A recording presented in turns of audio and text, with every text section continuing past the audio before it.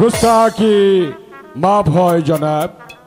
আল্লাহ তাআলা রাব্বুল আলামিনের অশেষ রহমতে ও মনিবরের আশীর্বাদে আপনার একটি সুন্দর ফুটফুটে পুত্র সন্তান জন্মগ্রহণ করেছে। আমাদের রাজ্যের সারা রাত জ্যোতিষী দ্বারা গণনা করে তার সুন্দর একটি নামকরণ করা হয়েছে যাবনা, কিন্তু আমি কি একটিবার জানতে পারি যাবনা আজকের এই আনন্দময় মুহূর্তে আপনাকে তো চিন্তিত মনে হচ্ছে কেন? বলুন জনাব। জানতে চান তাই না? বলুন জনাব। আপনার কি মনে পড়ে একদিন এই রাজ দরবার থেকে আপনাকে আমি অপমান করে দূর দূর করে তাড়িয়ে দিয়েছিলাম? জনাব সেদিনের কথা আমি ভুলে গেছি। আপনি হয়তো ভুলে গেছেন, কিন্তু আমি ভুলে যাইনি। সেদিন আপনাকে রাজ দরবার থেকে তাড়িয়ে দিয়ে এই রাজ দরবার থেকে আমি ছুটে গিয়েছিলাম ওই নির্জন কারণে। কিন্তু কেন গিয়েছিলাম জানেন? আমি গিয়েছিলাম আমি আমার প্রাণ বিসর্জন দিতে। তারপর কি জানেন? বলুন জনাব। আমি যখন প্রাণ বিসর্জন দিতে উদ্যত হই, সাক্ষাৎ হলো এক মণিবরের সঙ্গে। ওই মণিবর বলেছে আমার একটি পুত্র সন্তান হবে, কিন্তু হয়েছে কিন্তু তার পরমায়ু মাত্র 12 দিন। ইহার কি কোনো পন্থা নেই জনাব? আছে উজিরালা আছে। আমার সন্তান যখন 12 দিন পূর্ণ হবে, 12 বছরের কন্যার সঙ্গে তার বিয়ে দিতে হবে। শুধু তাই নয় উজিরালা, বাসর রাত্রে তাদের দিতে হবে 12 বছরের জন্য নির্বাসনে। সাথে ভাবনার কি আছে যাবনা? আপনার অত্যন্ত বিশ্বস্ত এই উজিরে আলাত রয়েছে। আপনি একটিবার আমাকে আদেশ করুন, যেমন করে হোক যেভাবে হোক 12 বছরের কন্যার সন্ধান আমি করবো। যাবো। হ্যাঁ উজির আলা, আমি আপনাকে আদেশ করছি এই মুহূর্তে যদি যান এই নিরারপুর রাজ্যের এক প্রান্ত থেকে অপর প্রান্ত পর্যন্ত, কুটির থেকে রাজমহল পর্যন্ত আপনি তন্ন তন্ন করে খুঁজে দেখবেন আগামী শুক্রবার কার কন্যার বয়স 12 বছর পূর্ণ হতে যাচ্ছে। ঠিক আছে যাবো না, ঠিক আছে। আপনি যখন আমাকে আদেশ করেছেন তখন আপনার আদেশ মাথায় নেই আমি এই মুহূর্তে ছুটে যাব এই নীলাসপুর রাজ্যের আনাচে কানাচে, তারপর রাজ্যের এই প্রান্ত থেকে অপর প্রান্ত পর্যন্ত, চিহ্ন কুটির থেকে রাজমহল পর্যন্ত তন্ন তন্ন করে খুঁজে দেখবো কার ঘরে রয়েছে 12 বছরের কন্যা। তারপর যেমন করে হোক যেভাবে হোক ওই কন্যা এবং কন্যার পিতাকে রাজকীয় মর্যাদা দিয়ে রাজ দরবারে হাজির করব। উজির সাহেবের উপর ভরসা করলে চলবে না। আমাকে জানতে হবে এই নিরারপুর রাজ্যের মধ্যে আগামী শুক্রবার কার কন্যার বয়স 12 বছর পূর্ণ হতে যাচ্ছে। এই আছিস রাজ জ্যোতিষী। রাম রাম রাম রাম রাম রাম রাম সীতা রাম রাম। আবারও তলব করেছেন? হ্যাঁ রাজ জ্যোতিষী, এবার আপনি ভালো করে গণনা করে দেখুন এই নিরারপুর রাজ্যের মধ্যে আগামী শুক্রবার কার কন্যার বয়স 12 বছর পূর্ণ হতে যাচ্ছে। আগে জনাব, এই গণনা আমি মুখস্থ করতে পারবো না। কেন রাজ জ্যোতিষী? আগে জনাব, এই গণনা করতে হলে আমার পালনামা দেখতে হবে। বেশ, তুমি তোমার পালনামা নিয়ে এসো। মহারাজ, আমি সঙ্গে করে নিয়ে এসেছি মহারাজ। বেশ, তাহলে গণনা করে দেখো। রাম রাম রাম।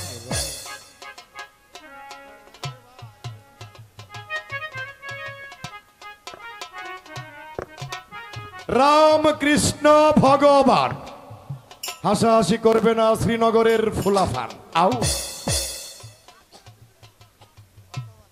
ওরে মুরারে মধু কৈট ভারে, গোপাল গোবিন্দ মুকুন্দ ময়ূরে, যজ্ঞে নারায়ণ নারায়ণ নারায়ণ, কৃষ্ণ বিষ্ণু মহেশ্বর নম জগদীশ্বর রক্ষা। মেষ বিশদীয় রাশি, দেখি আমি বনবাসী, মিথুন কর্কট সিংহ কন্যা, 4 রাশির আইবয়ং ফলাফলং নির্ণয়ং আকাশং ফাতালং মৃত্তিকাদিত্যং সেটাং সিতরা।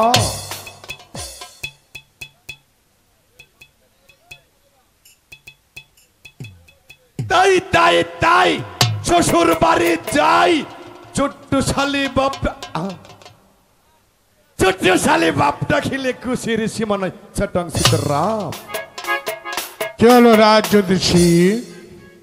পেয়েছি জনাব অনেক কষ্টের বিনিময়ে। পেয়েছেন? তাহলে খুলে বলুন।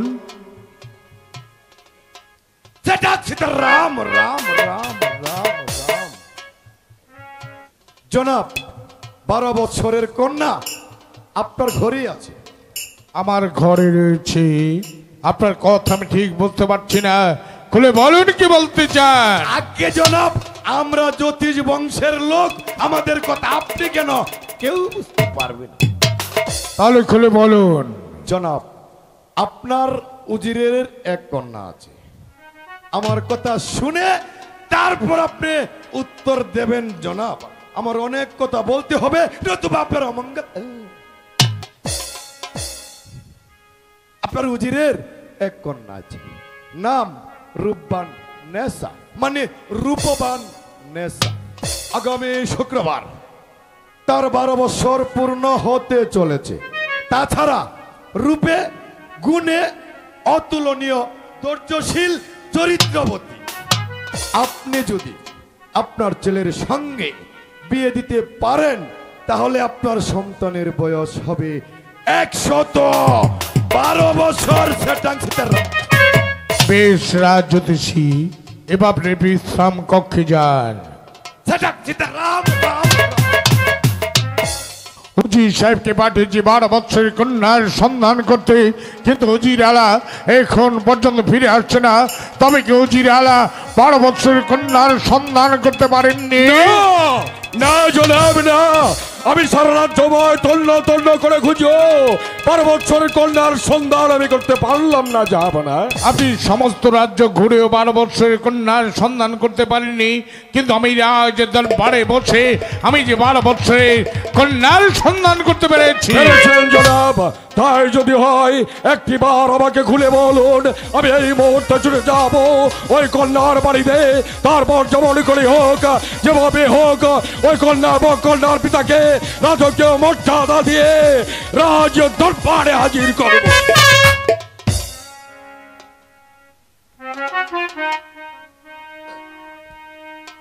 অজিরালা বলুন জনাব। এত বিচলিত হতে হবে না, কন্যাটি আমার প্রাসাদেই রয়েছেন। জনাব হেয়ালি পনা রেখে একটিবার আমাকে মেহেরবানি করে খুলে বলুন কার ঘরে রয়েছে 12 বছরের এই কন্যা। শুনতে চান? বলুন জনাব। তাহলে শুনুন, এই নীলারপুর রাজ্যের মধ্যে আগামী শুক্রবার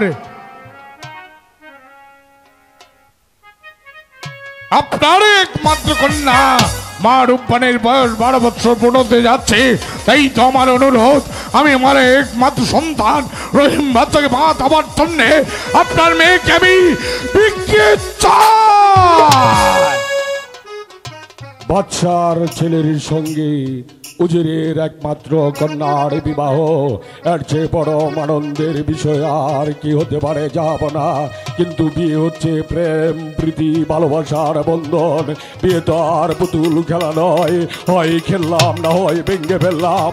12 দিনের একটা পুতুলের হাতে 12 বছরের কন্যা মা রূপবানকে আমি অর্পণ করতে পারবো না। এই অসম্ভব কাজ আমার দ্বারা সম্ভব হবে না, কেননা আমি যে তার জন্মদাতা পিতা। আমিও তো রহিম বাচ্চারের জন্মদাতা পিতা। তাই তো আপনি যদি আমার প্রস্তাব মেনে না নেন তাহলে এই রাজ্যের অকল্যাণ হবে। ও কল্যাণ! 12 দিনের একটা পুতুলের হাতে 12 বছরের কন্যা মা রূপবানকে আমি অর্পণ করতে পারবো না। আপনি আমাকে অযথা বিরক্ত করবেন না। আপনি যদি আমার প্রস্তাব মেনে নেন, প্রয়োজন হলে এই নীলারপুর রাজ্যের অর্ধেক অংশ আমি আপনার নামে লিখে দেব। জনাব এই নীলাসপুর রাজ্যের অর্ধাংশে কেন পুরো নীলাসপুর রাজ্যটা এই হুজিরে আলার নামে উইল করে দিলেও 12 দিনের একটা পুতুলের হাতে 12 বছরের কন্যা মা রূপালকে আমি অর্পণ করতে পারবো না। আপনি আমাকে অযথা বিরক্ত করবেন।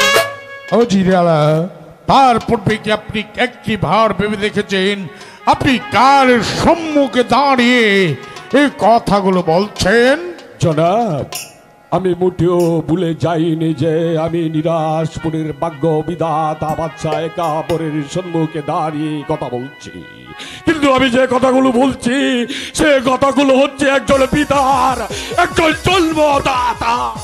ও জিরালা, আপনি যদি রাজাদের সামান্য করুন তার পরিবর্তে আপনার কি শাস্তি হতে পারে ভেবে দেখেছেন? জানি জনাব, অন্যায় বিচারে আপনি আমার প্রাণ দণ্ডের আদেশ দিতে পারেন, কিন্তু আমার এই তুচ্ছ প্রাণের জন্য আমার মাতৃন আমার রূপবানের সর্বনাশ আমি করতে পারবো না।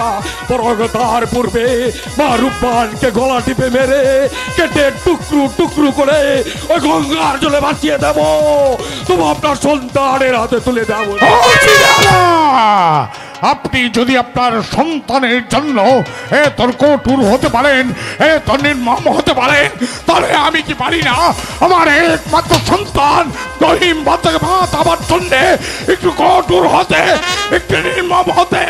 তাই তো আমি শেষবারের মতো আমি আপনাকে জিজ্ঞাসা করছি, বলুন আপনি আমার প্রস্তাব মেনে নেবেন কি না? জনাব, আপনি আপনার একমাত্র সন্তানকে পৃথিবীর বুকে বাঁচিয়ে রাখার জন্য যদি আপনি কঠিন হতে পারেন, যদি আপনি নির্দয় হতে পারেন, যদি আপনি পাষাণ হতে পারেন, তাহলে আমার সন্তানের প্রতি কি আমার কোনো দায়িত্ব নেই, আমার কোনো কর্তব্য নেই? তাই তো বিদ্রোহী ভাষায় বলছি, না না না। ও জিরালা, আপনি রাজাদের সমন্বয় করে যে অপরাধ আপনি করেছেন, তাই তো ভাবছি আপনাকে কি শাস্তি আমি দিতে পারি। আপনাকে আমি শাস্তি স্বরূপ দান করলাম, আপনাকে আমি শাস্তি স্বরূপ দান করলাম মৃত্যুদণ্ড।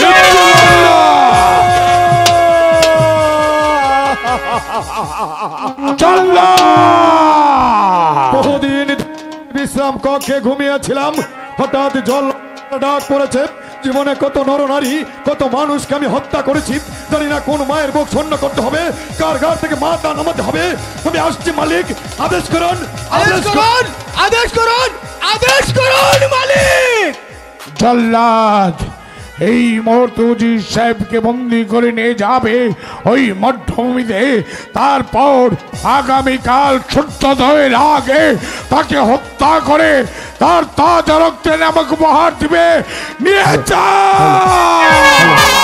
আমি তাই করছি মালিক।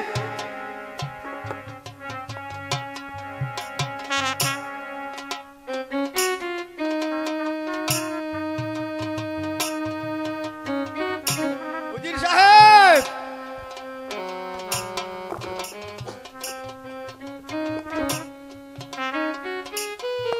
নিয়ে যা। তাই করছি মালিক।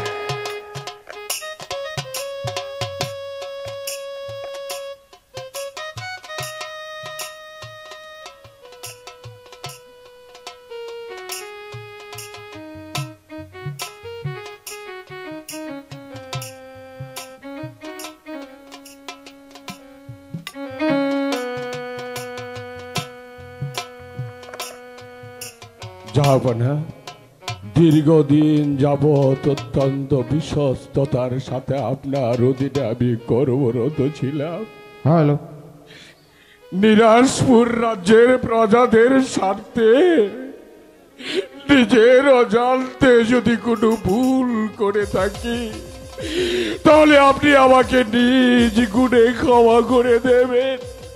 যাবার বেলা আরো একটি অনুরোধ করে যাচ্ছি, যাব না, আমার অবর্তমানে আমার মা রূপবানকে যেন অন্যায় ভাবে চিনিয়ে আনার না।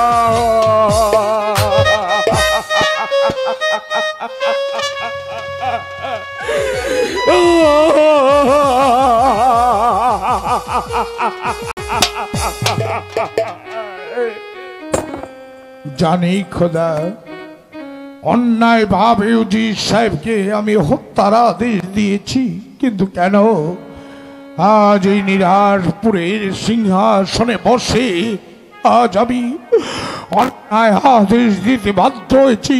কিন্তু কেন কেন আজ আমি অন্যায় বিচার করলাম শুধু আমার একমাত্র সন্তান রহিম বাচ্চাকে বাঁচাবার জন্যে? তার জন্যে যদি কথা তোমার তারপরে একবার বাচ্চা সারা জীবন অপরাধী হয়ে থাকে, তাই থাকবো, তবে চিৎকার করে বলবো আজ আমি অন্যায় আদেশ দিতে বাধ্য হয়েছি। আমি আমার সন্তানকে বাঁচাতে, আমি আমার সন্তানকে